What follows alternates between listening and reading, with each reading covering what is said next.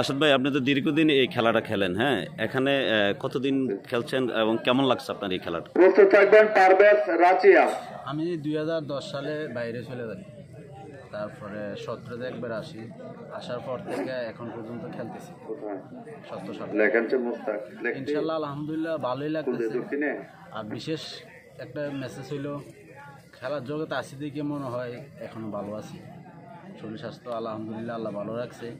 আর যদি খেলা ভালো থাকে, আসলে মূলত মন আবুল কালাম দুর্গাপুর নেশার থেকেও দূরে থাকে। আমরা জানি কুমিল্লা থেকে বলি খেলায় অংশগ্রহণ করেছেন, চট্টগ্রাম যে দিদারের যে বলি খেলা, সেই বলি খেলায় আপনি অংশগ্রহণ করেছেন। কিভাবে অংশগ্রহণ করছেন এবং ওখানে কি হিসাবে আপনি পুরস্কার নিয়ে এসেছেন? চট্টগ্রামে লালদিঘির ময়দানে জব্বরের বলি খেলা, ওইখানে অংশগ্রহণ করছে, আমাকে নিয়ে গেছে বাঘাশরীফ বাচ্চারামপুর। আসলে আমি জানি না ওইখানে যে খেলাটা হয়, উনি বলছে যে এভাবে একটা খেলা আছে, গেলে ভালো হবে। উনি আমার সাথে খুব ক্লোজ। ইনশাল্লাহ খেলতে দুজনে একসাথে খেলা লাগে। ফাইনালে দুজন একসাথে খেলতে গেছে 15 মিনিটের সময়, এর ভিতরে 13 মিনিট হয়ে গেছে। আর না হইলে যদি একজনের জিতে না দিই, তাহলে মনে করেন খেলাটা শেষ হয়। কারণ আমি ওরা হাত দিয়ে জিতে দিচ্ছি। আর ওইখানে মানুষের ফিস করে ভাই, জব্বর বলি খেলার এত মানুষ আর আমার জীবনে দেখিনি।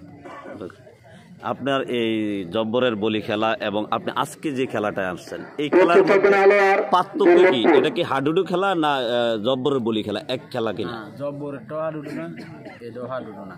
জব্বরেরটা বলি খেলা বলতে ওইদিকে অঞ্চলের তারা ভাষা উচ্চারণ লাগলে মায়ের কোমরের উপরে ধরতে হবে, কোমরের নিচে ধরা যায় না, কোমরের উপরে ধরে ফিট মাটিতে লাগাতে হবে, তাহলে মায়ের, না হলে হতো না। আমরা এই খেলাটা যেটা, এটা তো দাগ, 3টা দাগ থাকে, মাঝখানে 2জন বসে, 10 মিনিটের সময়, 10 মিনিটের ভিতরে দাগ পার করতে হবে। যার বাম দিকে একটা দাগ নির্ধারিত থাকে, ওই দাগটা পার করতে হবে। আর যদি তাহলে 2জন সমান।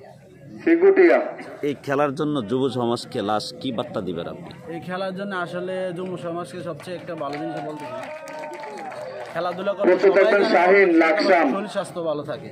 আসলে শরীর স্বাস্থ্য ভালো থাকে, একটা আক্ষেপ থাকে খেলমু সবাই